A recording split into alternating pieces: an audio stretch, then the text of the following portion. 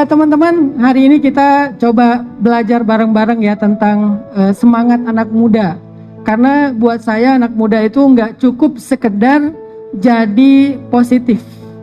Jadi tahun 2015 sampai 2021 kita coba ngajak anak muda lewat dakwah tren hijrah menjadi anak muda yang positif. Arti positif di sini yang tadinya mereka mungkin perilakunya kriminal menjadi justru lebih solih. Yang tadinya nggak ke masjid jadi ke masjid. Yang tadinya galau jadi lebih tenang. Yang tadinya pacaran sekarang pacaran juga, tapi setelah nikah gitu. Karena pacaran tetap ya, tapi setelah nikah. Artinya kita udah coba mengajak anak muda sekian tahun, ya kurang lebih sekitar 7 tahun menjadi anak muda yang berperilaku positif. 2022, 2021 kita punya semangat pengen ngajak anak muda Indonesia bukan sekedar positif tapi juga menjadi pemuda produktif. Jadi bukan hanya positif sendiri tapi juga produktif untuk kebermanfaatan buat orang lain. Itulah kenapa akhir-akhir ini saya banyak mencoba untuk menginfluence tentang hal-hal yang berbau isu lingkungan, masalah waste, masalah energi, masalah food, masalah pangan, masalah menjadi sociopreneur.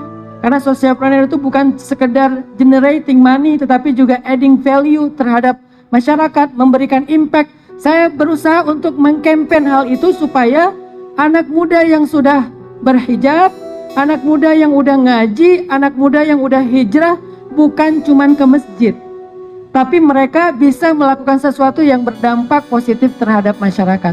Nah, hari ini kita pengen belajar itu dari renungan ayat-ayat Al-Quran dan juga sirah-sirah nabawiyah. Pertama, teman-teman yang dirahmati Allah Subhanahu Wa Taala, kalau kita pengen jadi orang yang mendapatkan apa yang kita inginkan. Misalnya contohnya gini nih, di sini kan perbandingannya cowok sama ceweknya itu 1:2 ya. Jadi lebih banyak ceweknya nih. Walaupun banyak ceweknya, tapi nyatanya di sini masih sendiri. Padahal pilihannya banyak tapi masih sendiri. Masih banyak jomblonya nih. Saya pengen berbagi apa ya? Berbagi rahasia nih. Gimana cara ngejar cewek? Ini tausiah macam apa gitu kan? Saya pengen berbagi rahasia gimana cara ngejar cewek. Emang Ustadz berhasil? Oh iya dong. Nggak boleh saya berbagi rahasia yang saya gagal gitu kan? Saya pengen berbagi rahasia tentang orang-orang yang berhasil, bukan tentang saya ya. Tentang orang-orang yang berhasil, gimana cara mudah ngejar cewek. Jadi ada satu filosofi Cina yang saya pernah lihat di YouTube, itu bagus banget. Dia bilang gini, dalam bahasa Inggris tapi saya terjemahin lagi ke bahasa Indonesia karena nggak lancar. Dia bilangnya gini, janganlah kalian mengejar kuda-kuda yang indah, karena itu tidak akan terkejar. Tapi fokuslah untuk menanam rumput, sehingga ketika rumput kamu sudah tinggi, maka kuda-kuda itu akan berdatangan sendiri. Kamu tinggal mengambilnya. Ngerti kan? Karena banyak cowok ketika dia mikir tentang menikah, mikir tentang seorang perempuan yang kayaknya tipe dia banget, dia tuh fokus ke objeknya. Padahal kalau dia fokus ke objeknya, bisa jadi, ini saya nggak lagi mengumpamakan perempuan kayak kuda ya. Walaupun ada sisi kemiripan dalam arti positif. Artinya apa? Perempuan itu nggak jinak seperti yang kalian bayangin. Kalian terlalu underestimate terhadap perempuan. Mereka nggak sejinak yang kita bayangin. Mereka itu makin kita kejar makin lari, dan itulah kehormatan buat mereka. Kalau kita kejar mereka diam, itu kayak kurang terhormat. Apalagi kita diam mereka ngejar, lebih nggak terhormat lagi gitu. Jadi makin kita kejar, makin mereka lari, itu memang fitrahnya, memang harusnya seperti itu. Makanya jangan dikejar. Terus gimana caranya? Jangan ke objeknya, jangan ke perempuannya, jangan bikin dia nggak nyaman, jangan pura-pura salah nomor, atau nanya udah makan atau belum, bangunin tahajud, apalagi segala macam. Itu udah cara lama lah. Sekarang cara yang paling elegan untuk mendapatkan seorang calon atau pasangan hidup kita, cobalah jadikan diri kalian pantas. Bukan mengejar mereka, tetapi pantaskan diri kita. Sehingga ketika kita pantas, mereka itu akan melihat kualitas kita dan akan merasakan bahwa kita adalah orang yang layak untuk mendampingi mereka, layak untuk menjadi imam mereka. Sehingga filosofi Cina tadi, jangan kejar kuda-kuda liar itu, tetapi fokuslah menanam rumput, sehingga ketika rumputnya tinggi, maka kuda itu akan datang kepadamu. Bukan berarti ceweknya datang ke kita, bukan ya, tapi artinya mereka akan memperhatikan kita, mereka akan ngelirik, oh dia tuh udah sukses. Dan jangan pernah bilang bahwa cewek itu mata duitan. Jangan pernah bilang bahwa cewek itu matre, karena itu betul. Enggak, bercanda. Enggak, nanti saya malah disuruh turun. Jangan pernah bilang bahwa cewek itu matre. Kenapa? Karena itu adalah fitrah mereka. Kenapa mereka memperhatikan soal materi, nafkah, dan seterusnya? Karena itu adalah hak mereka. Justru yang bahaya kalau cewek udah gak minta nafkah ke cowok, itu bahaya. Kalau mereka merasa bisa sendiri, mandiri, bahkan mereka merasa bisa lebih daripada suaminya, itu gak normal. Normalnya adalah istri itu minta uang bulanan atau nafkah setiap awal bulan, itu normal. Sehingga jangan sampai kita berpikir, iya ya, di mana-mana cewek sama aja, mereka cuma mikirin harta kita. Iya, emang kayak gitu. Dan emang harus seperti itu. Sehingga dengan seperti itu, laki-laki ditantang untuk mandiri, untuk sukses, untuk mampu, untuk bisa memberikan hak mereka. Tapi jangan pernah kita berekspektasi, ya yang penting saya cari seorang perempuan yang menerima saya apa adanya, nggak menuntut macam-macam. Itu kayaknya nggak realistis deh.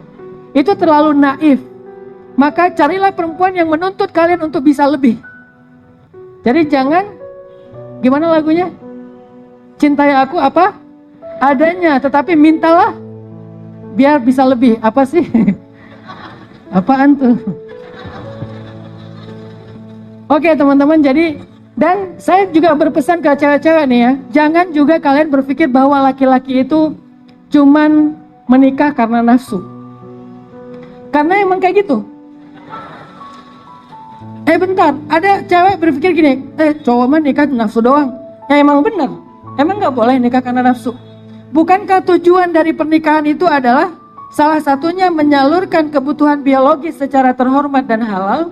Sehingga ayatnya, walladzina hum li furujihim hafizun illa ala azwajihim. Orang-orang yang menjaga kemaluannya kecuali terhadap istri mereka. Dan itu hal yang tidak dicela di dalam agama, kata Allah di dalam surat Al-Mu'minun. Artinya ini masing-masing punya kebutuhan.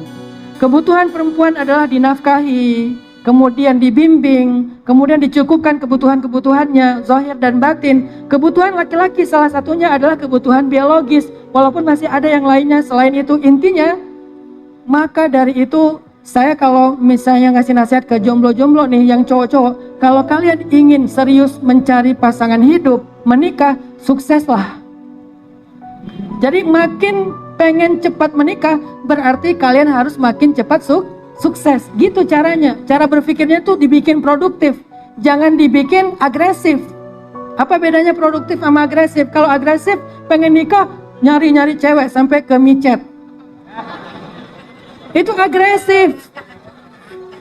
Nyari-nyari cewek di TikTok gitu kan, nyari-nyari cewek di aplikasi, itu agresif. Bukan gitu cara yang diajarkan Nabi dan Islam. Tapi jadilah produktif. Rasulullah SAW dinilai oleh Sayyidah Khadijah sebelum menikah justru karena produktivitas beliau. Beliau pedagang sukses. Beliau membawa dagangan Khadijah ke Syam dan gak pernah pulang dalam keadaan rugi dan tangan kosong. Selalu sukses. Makanya Khadijah merasa inilah calon suami ideal.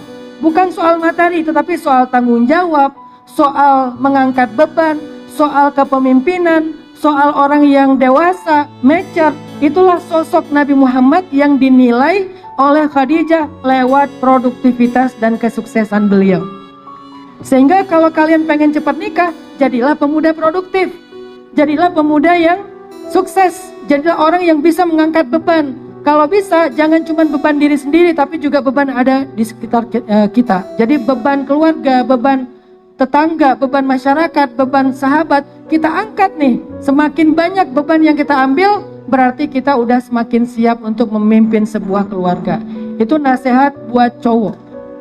Buat cewek, kalau kalian ingin menjadi seseorang yang dinantikan, diharapkan, didoakan.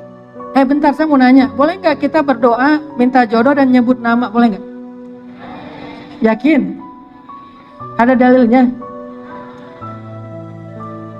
Susah sekarang mau nanya, ntar kamu bertanya-tanya. Boleh nggak? Boleh ya? Ada dalilnya, ada seorang tabi'in kayak lagi suka sama seorang perempuan dari Irak, namanya Sukainah. Ketika dia lagi tawaf di Ka'bah, dia berdoa karena kata temannya, sal tu'tah, doalah kamu akan mendapatkan apa yang kau doakan. Lalu dia berdoa, ya Allah nikahkanlah saya dengan Sukainah. Disebutin namanya. Dan ternyata setahun kemudian dia menikah dengan Sukainah tersebut. Ini keajaiban doa ya. Jadi kalau kalian berdoa tuh jangan ngambang. Ya Allah pengen nikah tapi belum ada calon. Ngambang, sebutin kriterianya. Kalau ada contohnya sebutin orangnya. Ya Allah pengen nikah dengan fulan underscore fulan. Boleh nggak kita nyebutin nama akunnya? Boleh nggak? Ini pertanyaan dalam dakwah kayaknya belum pernah ditanya nih. Boleh nggak kita nyebut nama orangnya pakai nama akun? Apa dalilnya? Kan semua harus ada dalil. Kalau nggak ntar saya dibilang bid'ah kan? Ada dalilnya. Dulu sahabat-sahabat itu punya nama asli sama nama julukan, panggilan. Bahasa Arabnya kunyah. Di zaman kita namanya akunyah. Apa sih? Cocokologi. Tapi benar, ada nama asli, ada nama panggilan. Nama panggilan itu nama yang kita berikan untuk diri kita sendiri dan kita suka dengan nama itu. Dulu dipakai di kehidupan sehari-hari, kalau sekarang lebih banyak dipakai di sosial media. Berarti nama akun itu sama dengan kunyah di zaman Nabi. Berarti sama. Misalnya Abu Bakar, itu nama kunyah, nama akun. Al-Faruq, kemudian Dzunnurain, kemudian apalagi? Nama-nama sahabat. Banyak, termasuk Abu Hurairah yang terkenal. Itu nggak ada nama asli. Nggak ada nama KTP. Semuanya nama panggilan. Nah, nama panggilan kita sekarang adanya di @fulan_fulan. Berarti kalau dulu mereka boleh memanggil dan berdoa dengan nama kunyah, sekarang juga boleh berdoa dengan nama akun. Ada asal muasalnya, relate dan relevan banget Islam dengan zaman kita sekarang. Sehingga coba kalian kalau berdoa itu sebutin namanya. Dan saya percaya, saya beriman pasti berhasil. Pasti berhasil. Oh gitu Ustaz? Iya. Makanya saya kadang-kadang ada beberapa doa yang khawatir membacanya karena takut berhasil. Saking berimannya bahwa doa itu dikabulkan. Nggak mungkin doa itu ditolak, pasti dikabulkan. Sehingga kalau misalnya kita minta, ya Allah saya pengen menikah, kriteria saya itu ada di fulanah bintu fulan atau fulanah underscore fulan. Kayak dia banget ya Allah. Tapi engkau lebih tahu, saya yakin 100% berhasil tuh. Saya udah coba Ustadz kok belum. Nah bentar, kalian ngerti nggak arti berhasil itu kayak gimana? Nggak ada doa yang gagal, itu pasti. Nggak ada orang yang berdoa itu yang sia-sia, itu pasti. Terus sisi berhasilnya apa? Allah akan mengabulkan doa kita dengan 3 cara.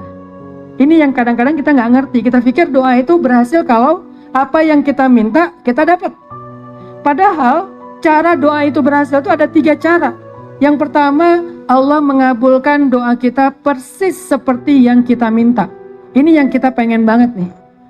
Ya Allah pengen begini dapat, ya Allah pengen begitu dapat. Itu adalah cara yang pertama. Cara yang kedua yang kita kadang-kadang abai, Allah mengabulkan doa kita dengan mengganti yang lebih baik dari apa yang kita minta. Ini yang kita sering abai nih. Padahal lebih baik mana yang pertama sama yang kedua? Yakin? Misalnya nih teman-teman minta HP ke ayahnya. Pak, ya Bapak, HP aku rusak. Boleh nggak minta dikirimin uang mau beli HP yang baru, tapi nggak usah yang bagus-bagus, yang biasa aja, yang harganya 3 jutaan. Oh ya nak, ntar ayah transfer. Tiba-tiba ayahnya bukan transfer uang, tetapi mengirim paket yang isinya handphone. Begitu dibuka, kameranya 3. Karena saya nggak di-endorse, jadi saya nggak usah nyebut brand ya. Kamera 3 yang terbaru, yang kalau pakai gitu nggak shaking gitu kan. Harganya bukan 3 juta, 30 juta. Kira-kira kalian marah nggak? Ayo aku ngasihnya ini sih, kan saya mintanya yang cuma 3 juta, gitu nggak ngomongnya? Terus gimana? Senang kan? Kenapa kalau kita diberikan yang lebih baik oleh orang tua kita, oleh manusia, kita merasa senang, tapi ketika diberikan yang lebih baik oleh Allah, kita mengeluh. Padahal Allah lebih tahu mana yang lebih baik untuk kita. Itulah filosofi doa. Jadi nggak ada doa yang sia-sia, yang gagal tuh nggak ada selama doanya tentang kebaikan. Makanya kalau misalnya kita sebut namanya, ya Allah fulan underscore fulan. Kalau nggak dikasih dia, karena yang mendoakan tentang nama dia tuh mungkin nggak 1 orang kali ya. Kan rebutan tuh misalnya 1 cewek ada 10 cowok yang doain dia. Sehingga langit tuh menggema dengan nama dia. Terus aja nama dia disebutin. Yang ini tahajud nama dia, yang itu duha nama dia, yang itu rawatib nama dia, yang itu sholat mutlak 1000 rakaat nama dia. Semuanya mendoakan dengan menyebut 1 nama. Kan gak mungkin rame-rame. Pasti harus salah satunya kan. Nah berarti 9 orang lagi gak mendapatkan dia. Terus gimana? Apakah doa mereka sia-sia? Enggak sama sekali. Allah ganti dengan yang lebih baik dari dia. Dan Allah lebih tahu siapa yang lebih baik untuk kita. Berarti gak sia-sia. Sehingga buat cewek-cewek, kalian gak bisa seperti cowok yang ngejar. Fitrahnya beda. Mereka tuh harus produktif, harus sukses, lalu mereka datang kepada kalian. Kalau kalian caranya gimana? Suksesnya kalian, memantaskan dirinya kalian adalah menjadi seseorang yang sangat Khadijah buat mereka. Jadi belajar menjadi Khadijah. Kalau mereka belajar menjadi Muhammad. Kalau kalian belajar menjadi Khadijah. Apa arti menjadi Khadijah? Menjadi tempat yang tenang bagi mereka pulang. Itulah yang disebut dengan home, bukan house. Bukan bangunan, tetapi orang yang ada di dalam bangunan itu, kalian. Jadilah sesuatu yang menenangkan ketika mereka pulang, sehingga kalau mereka lelah, mereka akan datang ke rumah mengatakan zammiluni, zammiluni. Selimuti aku. Kemudian diselimutin, didekap, dibelai sampai tertidur lelap, kemudian turun ayat ya ayyuhal muzammil. Pantaskan diri kalian untuk itu.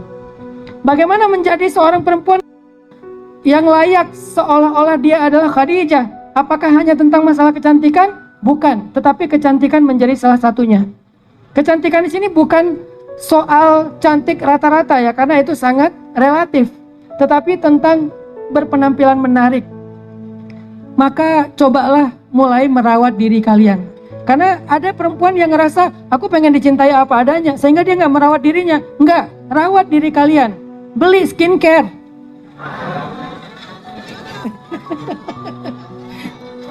Ada glow dong. Wah luar biasa nih endorse malam ini, sore ini. Artinya rawat diri kalian. Kenapa? Merawat tubuh itu bukan sekedar pengen jadi kayak cewek Korea, bukan. Kita aja nggak tahu dalil tentang anjuran merawat tubuh kita. Kan kata Nabi, 1 di antara 3 ciri perempuan solihah adalah idza nazarta ilaiha sarratka. Kalau engkau melihat ke arahnya, maka dia engkau menyenangkan hatinya. Dia menyenangkan hatimu. Artinya perempuan itu menyenangkan bagi suaminya. Pantaskan diri kalian secara fisik. Kemudian pantaskan diri kalian secara akhlak. Tidak banyak mengeluh, qanaah, menjaga rahasia, menjaga kehormatan, menjadi perempuan yang amanah. Ini adalah menjadi seseorang yang layak. Artinya filosofi yang tadi dibahas dalam filosofi Cina itu, kalau kita menginginkan sesuatu, jangan sekedar mengejar apa yang kita inginkan, tetapi pantaskan diri kita untuk mendapatkan itu. Itu poinnya. Kalau kita menginginkan sesuatu, jangan sekedar mengejar apa yang kita inginkan, tapi pantaskan diri kita untuk mendapatkan hal itu. Makanya saya pengen ngajak anak muda yang termotivasi untuk nikah dini, yuk coba produktif deh. Jadi jangan pengen ngerasain, saya tuh pengen ngerasain disayang, pengen ngerasain diperhatikan, pengen ngerasain hubungan yang nyaman. Jangan pacaran caranya. Karena kalau pacaran itu tidak membuat kalian itu merasa nyaman. Ujung-ujungnya itu nanti depresi, bunuh diri, loncat dari tower, ketinggian, turun lagi. Itu yang terjadi gitu. Kenapa sekarang mental issue itu luar biasa di anak muda? Salah satu penyebabnya masalah perasaan kan? Sebetulnya nggak sekarang aja sih, cuman viralnya sekarang. Dari dulu tuh udah banyak anak muda yang ada tuh anak cowok yang nabrakin dirinya ke truk yang lagi parkir di depan rumah ceweknya. Sekitar 10 tahun yang lalu ada berita di TV, seorang cowok naik motor, dia ngebut, nabrakin dirinya ke truk yang lagi berhenti di depan rumah si cewek. Kenapa? Dia pengen nunjukin ke si cewek kalau dia tuh nggak bisa hidup tanpa cewek itu. Dan dia benar-benar nggak bisa hidup. Dia wafat gitu kan. Terus apa untungnya dengan cara kayak gitu? Nggak ada untungnya. Makanya kalau saya pengen memotivasi anak muda, buat kalian yang punya motivasi, apa sih hal yang paling memotivasi kalian? Menikah, oke, itu bukan sesuatu yang salah. Jadi tausiah tema anak muda memang harus membahas itu, karena itu adalah masalah anak muda. Orang tua kan nggak bahas lagi menikah kan, udah punya anak. Makanya anak muda salah satu motivasinya pasti nikah. Karena saya pernah muda, di usia 20 tahun yang saya pikirin, tahun berapa saya nikah, usia berapa saya nikah, siapa calon saya, jangan-jangan itu. Ternyata enggak, jangan-jangan yang ini nih, ternyata enggak, jangan-jangan banyak jangan-jangannya terus nggak ada yang jadi. Itulah kehidupan kita realitasnya. Kalau kalian punya passion, punya goals, punya motivasi, 2023 saya harus taraweh berdua dengan teman kos-kosan misalnya. 2023 saya pengen taraweh berpasangan dengan pasangan saya. Pasangannya cewek cowok ya, bukan cowok-cowok ya. Karena kita bukan Jerman ya, by the way.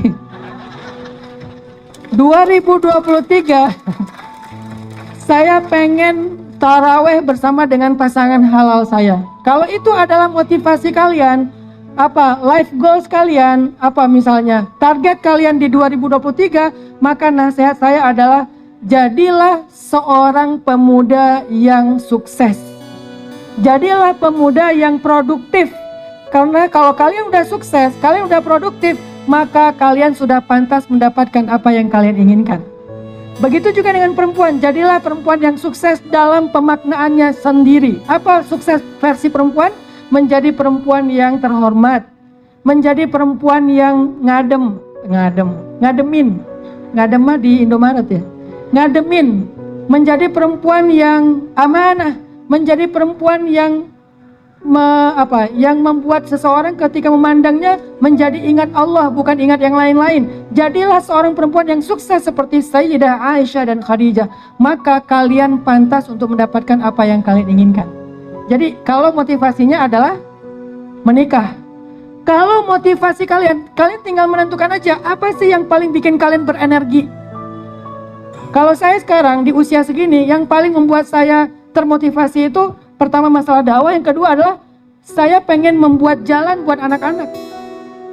Di usia anak saya udah kelas 2 SMA, maka buat saya adalah gimana caranya anak saya lebih cepat sukses daripada orang tuanya. Sebutlah saya merasa udah lebih settle di usia 35 tahun. Saya berharap mereka ada yang bisa sukses before 20. Mereka bisa sukses sebelum usia 20 tahun. Makanya saya mau bikin sekolah SMA namanya 20 Mind Sociopreneur High School. Jadi kayak sekolah SMA khusus buat sociopreneur yang bisa sukses sebelum usia 20 tahun. Dan kita udah punya kurikulumnya, gimana sukses sebelum 20 tahun. Itu motivasi saya, dan itu yang membuat saya selalu bersemangat. Yang membuat saya itu bisa begadang, bisa tidur, bisa bangun lebih cepat. Yang membuat saya itu energik, yang membuat saya itu semangat, yang membuat saya mikir terus. Karena motivasi itu ada, saya tahu apa yang memotivasi saya. Sekarang kalian, apa motivasi hidup kalian? Menikah nggak apa-apa, nggak harus selalu motivasinya pengen masuk surga, itu udah pasti. Cuman yang lebih dekat lagi dan kayaknya lebih kerasa tuh semangatnya. Kalau mau masuk surga, itu harapan paling ideal. Tapi kadang-kadang nggak kerasa ya semangatnya. Makanya saya pengen bicara yang realistis aja. Menikah oke, nggak masalah, karena menikah juga ibadah. Coba jadikan menikah itu sebagai semangat kalian untuk lebih produktif. Saya pengen menikah di usia 22, masih ada waktu 2 tahun. Ya udah, mulai sekarang saya akan bangun lebih pagi sebelum azan subuh. Kenapa? Karena orang sukses tidak dilihat dari siapa yang paling telat tidurnya, tapi orang sukses dilihat dari siapa yang paling duluan bangunnya. Bukan siapa yang paling telat tidurnya, artinya begadang.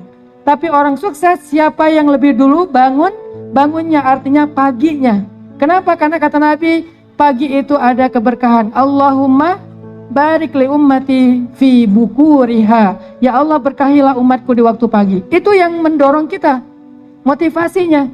Yang kedua, misalnya apa motivasi kalian? Entertain, hiburan. Pengen jalan-jalan ke Korea, pengen nonton Piala Dunia di Qatar kayak Raffi. Nanti 2020 berapa? 2026.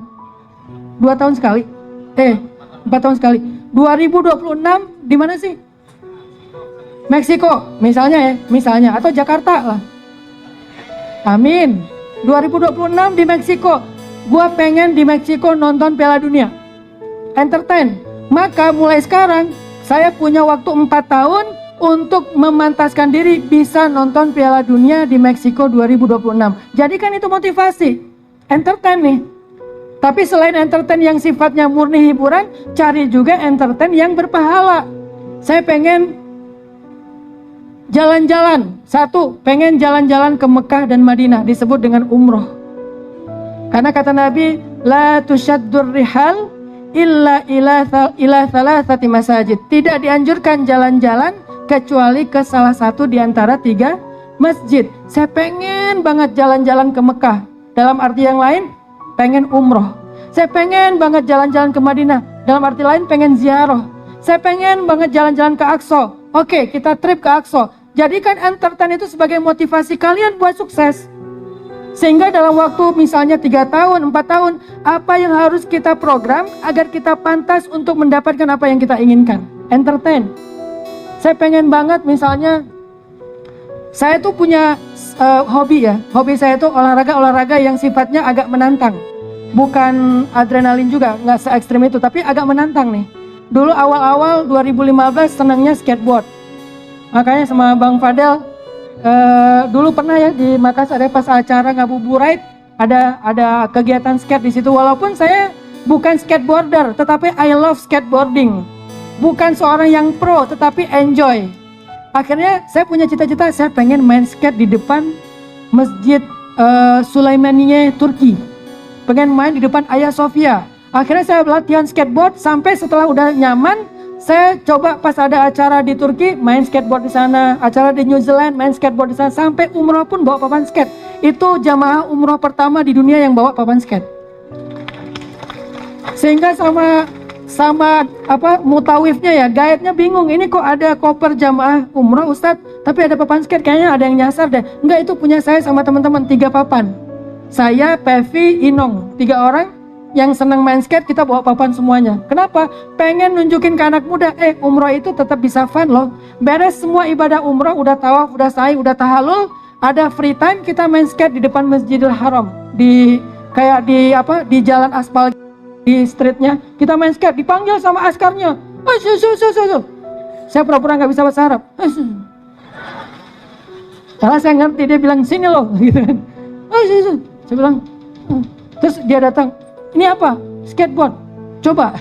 Akhirnya dia belajar, ternyata dia nyaman, senang. Akhirnya dia sejam main skate. Gara-gara kita tuh. Nah artinya motivasinya adalah pengen main skate di banyak kota. Satu lagi yang saya belum sempat tuh, pengen main skate-nya itu di Barcelona. Karena Barcelona itu adalah skateable city. Jadi kota yang skate banget lah Barcelona. Pengen main di sana, cuman ya belum. Setelah itu saya belajar surfing, main ombak. Kenapa? Karena saya pengen nyoba ombak-ombak yang selama ini kalau berenang itu cari yang nggak ada ombak, cari yang flat, yang glassy, supaya bisa snorkeling. Oke. Tetapi pengen nyoba, kenapa sih orang bisa naikin ombak? Padahal saya tinggal di Aceh. Aceh itu ombaknya gede-gede. Cuman di Aceh tidak ada budaya surfing, sehingga anak-anak Aceh nggak dididik untuk menjadi surfer. Saya baru kenal surfing malah di Jawa Barat. Akhirnya saya belajar surfing ke gulung ombak, datang ombak, teman-teman yang udah pro aja takbir, Allahu Akbar, gede banget ombaknya. Saya tinggal innalillah. Kegulung, keseret di bawah, berdarah-darah. Kemudian kalau udah berdarah-darah, Ustaz berdarah-darah, Sprite bro gitu. Jadi kayak belajar surfing, itu jadi motivasi buat buat belajar, motivasi buat sukses. Oh, kalau misalnya mau nyoba ombak, berarti saya harus punya modal nih, beli papan, kemudian nyoba beberapa tempat, beberapa spot dan seterusnya. Terus pengen snowboarding, pengen banget ngerasain main di salju. Masa ke salju cuman bikin boneka salju ya? Kan terlalu unyu-unyu untuk seorang yang berjenggot seperti saya gitu kan. Masa saya di tempat salju bikin boneka salju, kasih kacamata, foto atau foto Little Love, kan nggak gua banget gitu kan. Akhirnya motivasi saya kalau ke salju, gua pengen main snowboard. Cari di YouTube snowboarding kayak gimana. Wah, seru banget tuh. Akhirnya motivasi, saya pengen ke Jepang. Gimana ya caranya? Ya udah, saya bikin karya, bangun network dan seterusnya, sampai akhirnya saya pantas diundang ke Jepang karena nggak punya modal uang. Gimana caranya biar diundang ke Jepang gitu? Akhirnya diundang ke Jepang. Sampai di Jepang saya bilang, boleh nggak saya request, kalau saya emang nggak senang jalan-jalan belanja, boleh nggak saya pas free time diajakin ke salah satu gunung di Jepang, ajarin saya main snowboard. Oh boleh Ustadz. Beres tausiah, hari kedua kita ke gunung, main snowboard, keguling-guling di salju segala macam, sampai akhirnya nyaman. Udah beres, udah nyaman. Pengen apa lagi ya? Oh, saya pengen belajar kuda. Karena awal saya belajar kuda saya kapok di alun-alun Bandung tuh. Di Bandung kan alun-alunnya tuh suka ada orang yang nyewain kuda 50 ribuan. Naik kuda, dilepas, lari, hampir jatuh. Karena nggak tahu cara berkuda. Dan katanya kuda itu bisa membaca isi hati kita. Kan susah. Kalau saya lagi galau nggak bisa naik kuda dong. Jadi kayak nggak ngerti cara berkuda sehingga kapok. Tapi saya penasaran kok orang bisa sih lari di atas kuda sampai lepas tangan, sampai bisa memanah dan seterusnya. Akhirnya termotivasi, harus bisa berkuda, harus bisa bikin stable sendiri. Alhamdulillah tercapai. Apa motivasi yang paling kuat dalam diri kalian? Jadikan itu sebagai energi dan spirit untuk sukses. Cari, entertain boleh, menikah boleh, hobi boleh, apa aja. Selama itu tidak menyalahi syariat. Yang terakhir,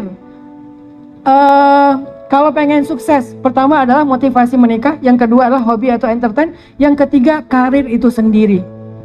Nah kalau karir, saya pengen ngajak teman-teman untuk motivasinya bukan sekedar untuk dapatin uang. Cobalah kalau kalian ingin berkarir, pikirkan gimana cara bermanfaat.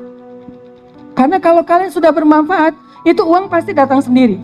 Sehingga kalau misalnya kita pengen sukses, coba berpikir sukses itu artinya eksis. Eksis itu artinya dibutuhin. Eksis itu artinya dicari. Eksis itu artinya berpengaruh. Itu arti eksis dan itu adalah sukses. Rasulullah SAW adalah orang yang paling sukses karena beliau orang yang paling eksis. Beliau orang yang paling eksis karena beliau dibutuhkan. Karena beliau dicari, karena beliau berpengaruh. Maka kalau kalian pengen sukses, berpikirlah bagaimana cara menjadi orang yang berpengaruh. Bukan tentang bagaimana mendapatkan uang. Terus apa yang harus saya lakukan Ustadz? Satu, kalau kalian pengen sukses dalam karir, cobalah kumpulkan aset sebanyak mungkin. Dan aset yang paling berharga untuk sukses adalah knowledge. Aset paling berharga untuk sukses adalah knowledge. Sehingga ketika kalian belajar, ketika kalian ingin meniti karir sukses, jangan dulu berpikir untung. Itu pola hit and run banget, gak sustain. Jangan pengen hari ini untung selesai, bukan kayak gitu cara sukses.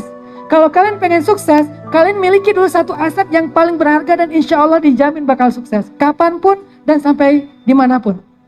Ada istilah gini ya, Bill Gates kalau ditaruh di tengah Afrika, gak punya modal uang serupiah pun, dalam hitungan setahun, 2 tahun, Bill Gates bakal menjadi orang terkaya di Afrika. Kok bisa? Karena dia punya modal yang paling berharga, knowledge-nya. Sehingga ditaruh di mana aja, dia pasti sukses. Jadi kalau kalian pengen sukses dengan motivasi yang ketiga, yaitu sukses dalam karir, nasihat saya, sharing dari saya, karena saya juga ada sedikit usaha kecil-kecilan, walaupun bukan pengusaha sebesar teman-teman HIPMI, tapi ada sedikit. Dari sejak di Mesir saya udah coba belajar dagang, sampai kemudian belajar jadi pengusaha.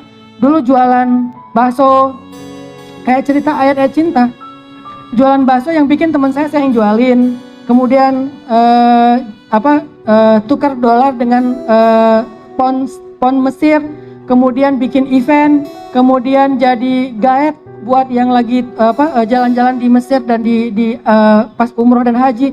Intinya belajar untuk survive. Saya pernah berada di titik yang paling sulit dalam hidup karena saya nggak bisa ngandalin orang tua. Ayah saya tukang pangkas, ibu saya ibu rumah tangga. Berangkat ke Mesir nggak ada modal apa-apa. Saya pernah makan sampah. Saking laparnya sampah dimakan. Kebayang nggak laparnya gimana sampai mau makan sampah?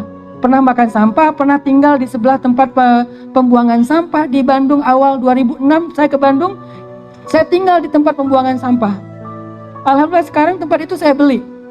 Dulu saya tinggal di situ, sekarang saya beli itu. Artinya ada motivasi buat sukses secara karir. Hal yang pertama yang harus kalian kumpulkan, aset yang paling berharga itu adalah knowledge.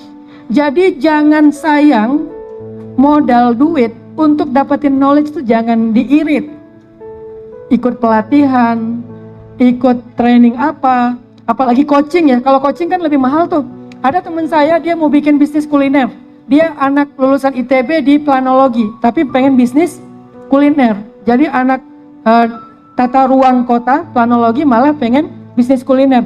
Gimana cara cepatnya? Dia bilang, saya ikut coaching aja. Jadi saya cari coach yang udah berpengalaman di bidang kuliner, dia coaching saya selama 6 bulan sekitar 50 juta dan itu sukses. Sehingga dia dalam hitungan 2 tahun udah punya lebih dari 20 cabang.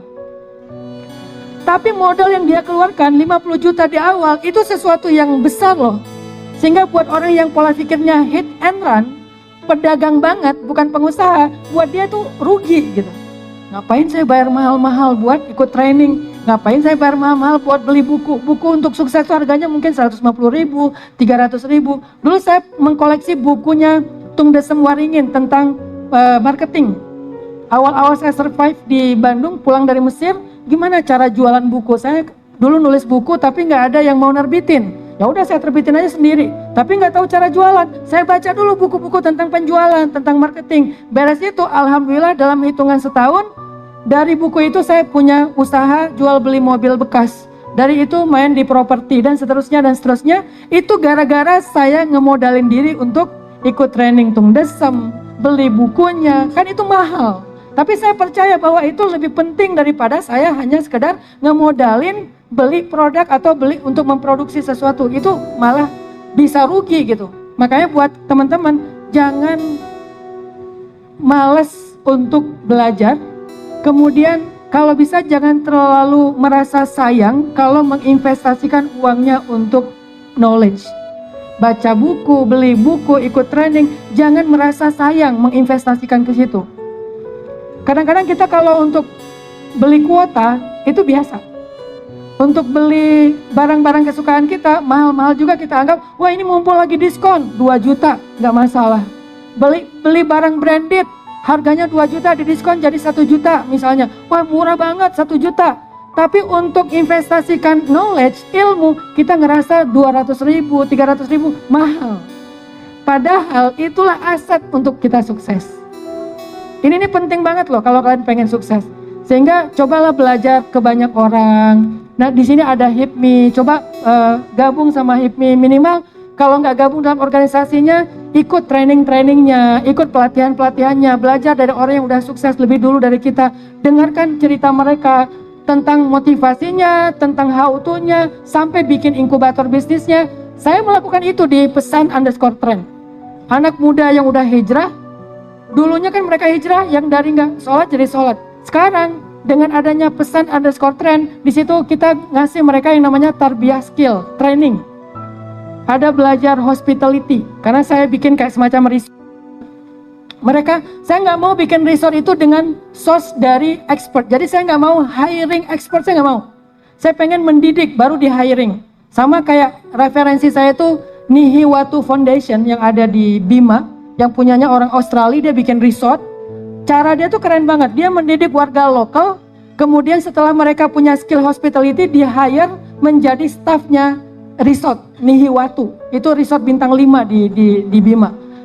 Nah saya pengen begitu juga anak-anak muda yang udah ngaji, yang udah hijrah, kita ajarin hospitality. Kita datangkan mentor-mentor yang mengerti tentang masalah itu. Bukan saya yang ngajarin, saya cuma fasilitator doang. Mereka yang ngajarin, akhirnya ada yang bisa hospitality. Bikin acara forest camp, bikin acara horsemanship. Mereka yang nge-host. Kemudian ada yang belajar jadi EO, event organizer, event management, event production. Akhirnya bikin acara. Ada yang belajar tentang farming, sehingga mereka bisa bikin kafe, produk dari kopi. Ada yang bikin training tentang farming. Ada yang sampai bikin little farm. Ada yang energi, bikin solar panel. Jadi semua anak muda itu diajarin knowledge sebagai modal mereka sukses. Knowledge yang sifatnya bisa mengasah skill ya, bisa membentuk skill, bukan sekedar wawasan. Maka kalau motivasi kalian adalah sukses karir, cobalah investasikan sebagian dari uang jajan kalian, investasikan tabungan kalian untuk dapetin aset knowledge. Jadi 3 itu motivasinya. 1, pengen nikah cepat, produktif lah, sukseslah lebih cepat. Yang kedua, pengen jalan-jalan, pengen hiburan, pengen hobinya tersalurkan, sukseslah lebih cepat supaya hobi kita tersalurkan dengan cara yang sangat nyaman. Saya punya teman, itu sampai sekarang dia jarang banget di Indonesia. Kerjanya keliling dunia aja, Eropa, Australia, Afrika. Ini salah satu passion saya nih, atau goal saya adalah saya pengen endurance di Afrika Selatan, berkuda. Di sana tuh ada satu travel yang bikin kayak semacam safari. Jadi kita berkuda itu ke alam liar, ngelihat singa, ngelihat gajah, tapi di atas kuda. Itu motivasi pengen ke sana, sehingga dari sekarang mulai nabung, mulai bikin usaha-usaha atau apa dan seterusnya sambil belajar berkuda. Itu namanya hobi yang tersalurkan. Apa hobi kalian? Salurkan. Teman saya tadi hobinya adalah sepeda. Dia senang banget sepeda dan dia beli sepeda yang harganya sekitar 150 juta, yang bisa dilipat itu yang ringan. Dia kemana-mana bawa sepeda. Kerjanya itu sepeda di Paris, sepeda di Milan, sepedahan di New York, sepedahan di mana, itu hobinya.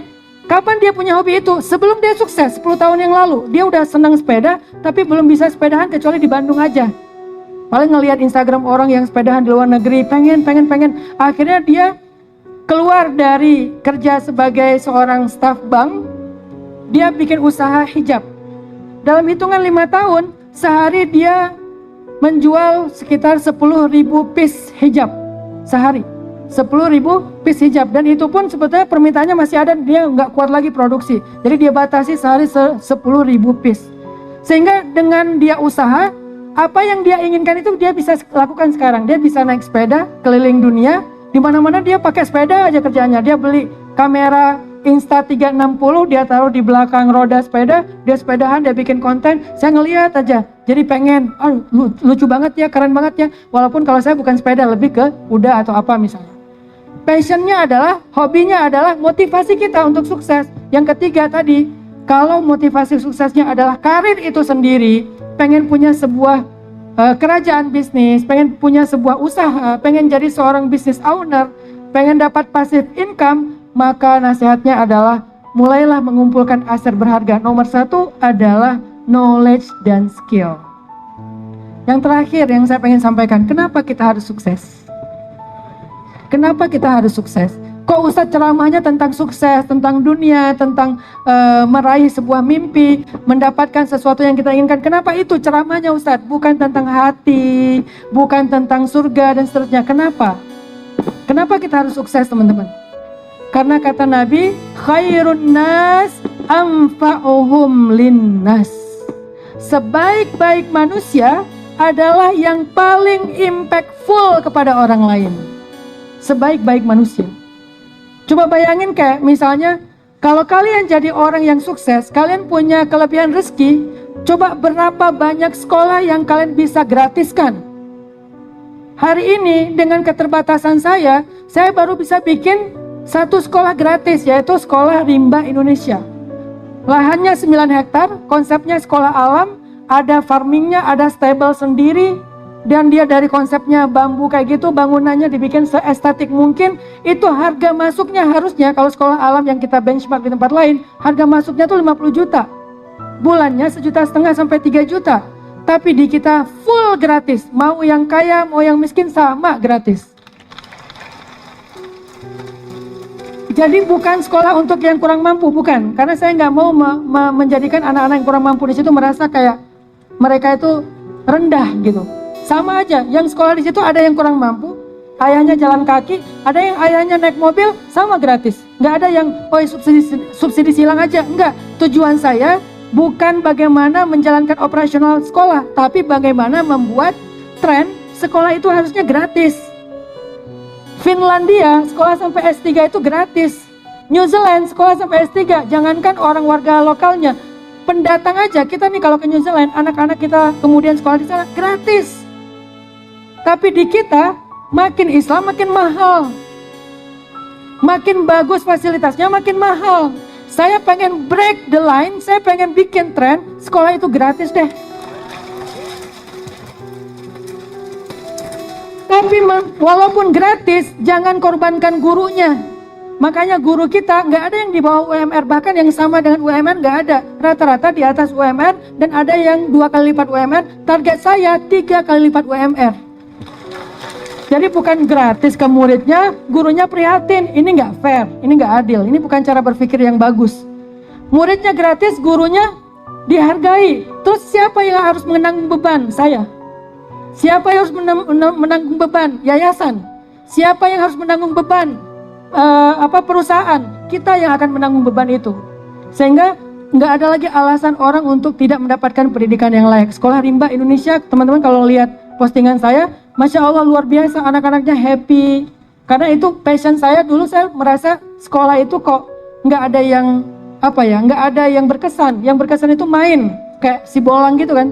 Kan mirip suasana di Makassar dengan di Aceh tuh kayak alam gitu, laut gitu kan. Jadi saya pulang sekolah jam 1 siang, ngapain? Berenang di laut, ke bawah ombak, hanyut, ditemuin teman, selamat, dipompa, akhirnya sadar lagi, sampai ke rumah diam-diam aja nggak cerita ke ibu.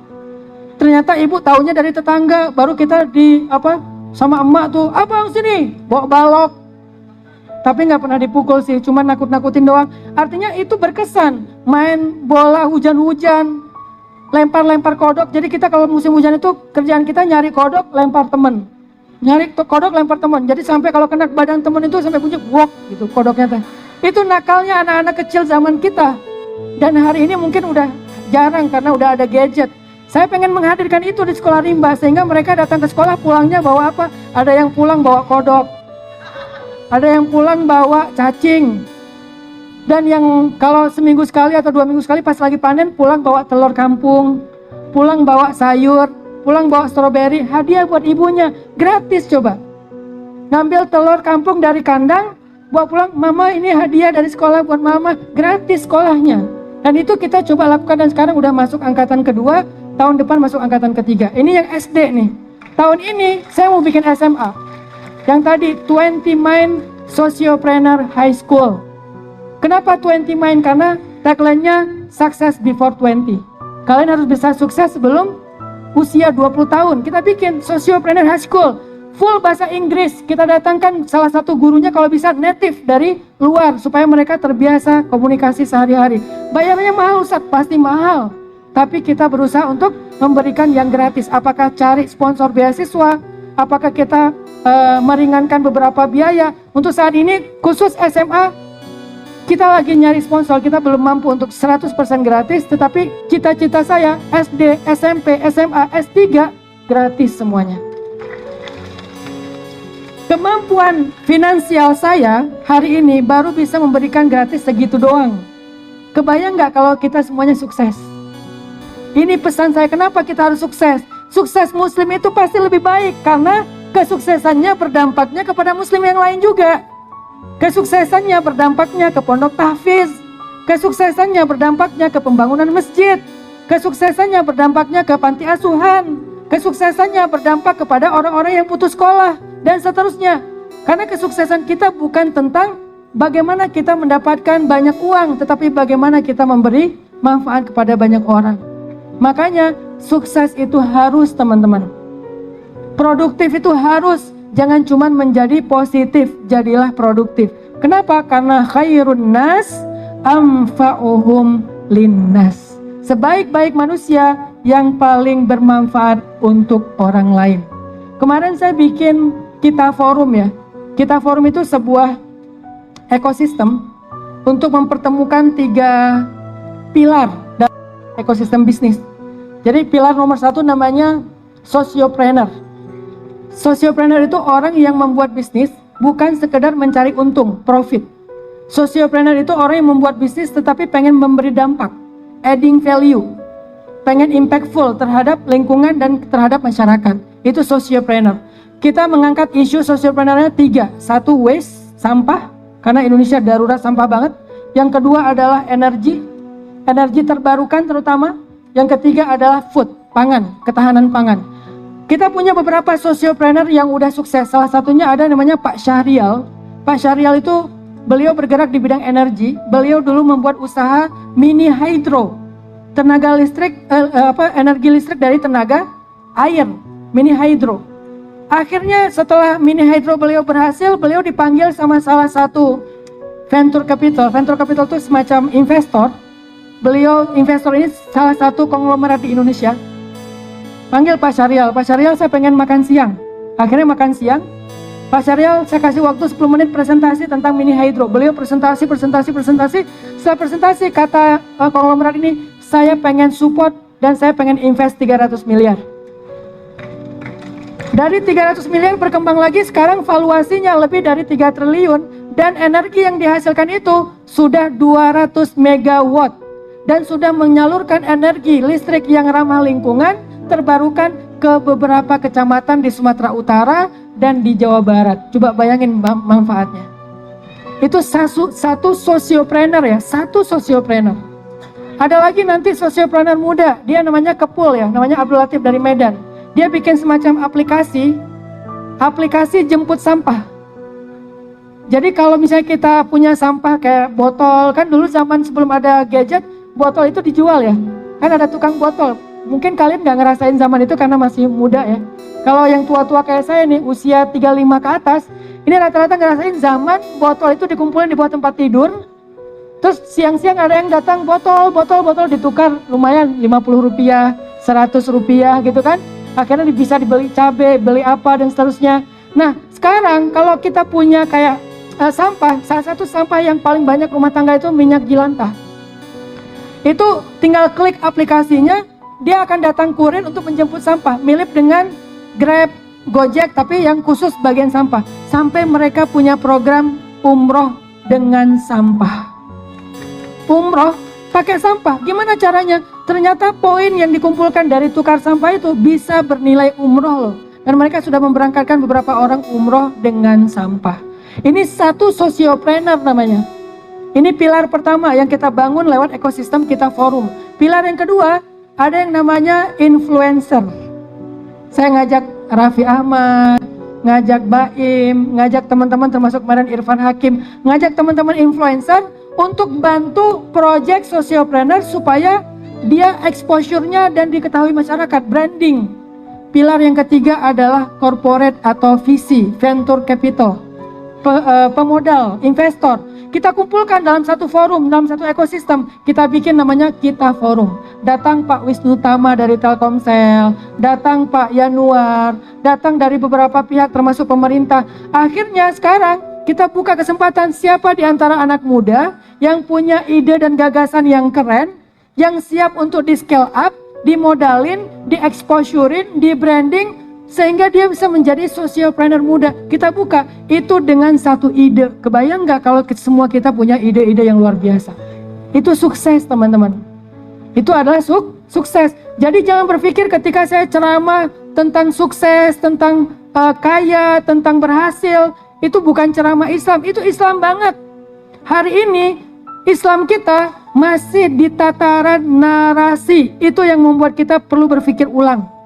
Islam kita itu di tataran narasi, tapi nggak menyelesaikan banyak masalah, problem sosial, problem mental nih. Contohnya nih, problem mental ya. Di Indonesia kan problem mental issue tuh lagi naik-naiknya.